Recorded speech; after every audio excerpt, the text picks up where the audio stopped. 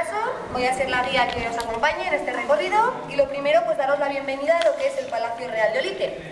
Digo palacio, pero seguramente lo hayáis conocido, habréis oído los carteles, habréis visto como el Castillo de Olite, ¿verdad?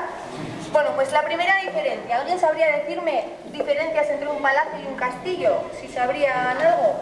Vivienda y defensivo. Muy bien, pues como lo ha hecho muy bien, ¿sigue usted? Mire, si se ve valiente yo me siento ahí caliente, ¿eh? Pues muy bien, eso es, como ha dicho, el palacio se construía con la función de ser simplemente una residencia y los castillos, en cambio, se construían con la función de ser defensivos. Por lo tanto, aquí, como nunca hubo ningún tipo de batalla encima ni ninguna guerra, que también podía haber sido haberlo utilizado como defensa, teóricamente decimos que solamente fue un palacio, ¿sí? Un palacio real, eso es. ¿Real por qué? Porque viven los reyes de Navarra durante todo el siglo XV. Digamos que los reyes de Navarra son Carlos III el Noble y Leonor de Trastámara, ¿sí? Cuando vienen a vivir a Olite, en realidad, empiezan viviendo en lo que conocemos como el Palacio Viejo, que es el actual parador de turismo. Se les queda escaso, digamos poco lujoso, y entonces van haciendo su ampliación de vivienda con toda esta parte que vamos a ver, que la conocemos como el Palacio Nuevo. Es decir, durante el siglo XV, cuando fue uno de los palacios más lujosos de toda Europa, constaba de tres partes, ¿sí? Lo que sería el Palacio Viejo, la Capilla de San Jorge y la parte nueva que conocemos como el Palacio Nuevo. ¿Qué pasa? Que hoy en día ese Palacio Viejo es el actual parador de turismo, por tanto es un hotel y no lo podemos visitar. La Capilla de San Jorge, que era la capilla privada de los reyes, está totalmente en ruinas, tampoco la podemos visitar. Y la única parte que nos queda de ese conjunto de tres partes es toda la parte nueva, digamos, el Palacio Nuevo, que es la ampliación que ellos hacen, ¿sí?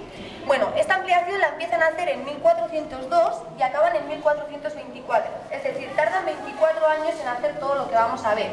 ¿Por qué tardan tanto? Porque no hay un proyecto inicial, sino que ellos, conforme van haciendo viajes, sobre todo a Francia y a Castilla, de donde provienen cada uno de ellos, van viendo modelos o van viendo ideas o torres que les gustan y entonces es cuando dicen, bueno, yo quiero esta torre, vamos a llevar el proyecto a Olite y la vamos a construir. Entonces van construyendo un poco conforme los años, ¿sí?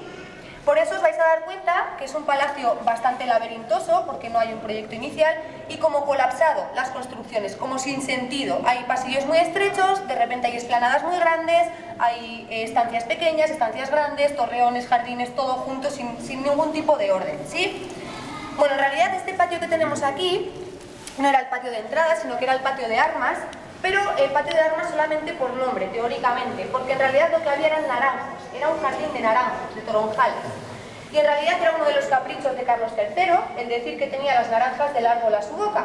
¿Qué pasa? Que en invierno el cambio es bastante de verano a invierno y se congelaban. Estuvieron así durante 5 o 6 años, se congelaban los naranjos, se volvían a congelar, hasta que alguien dijo, bueno, vamos a pensar algo en vez de hacer tantos viajes a Valencia. Entonces idearon todo lo que es este patio, una especie de toldo, que mediante siergas arrastraban y lo unían aquí. Y de esa manera, más o menos, consiguieron hacer un poco el efecto invernadero que conocemos hoy en día. Como les fue bien la idea, lo llevaron a cabo con el resto de jardines que vamos a ver en el palacio, ¿sí? Bueno, en realidad os vais a dar cuenta que es el palacio del lujo, el palacio del capricho. ¿Por qué? Porque Carlos III le llamaban el noble, le apoderaban el noble, porque era bastante pacífico, no le gustaba para nada las guerras, y digamos que toda su inversión que puede hacer como rey, en vez de tener un escuadrón o unos soldados formados o una armería, él decide invertirlo en tener su gran residencia lujosa, además.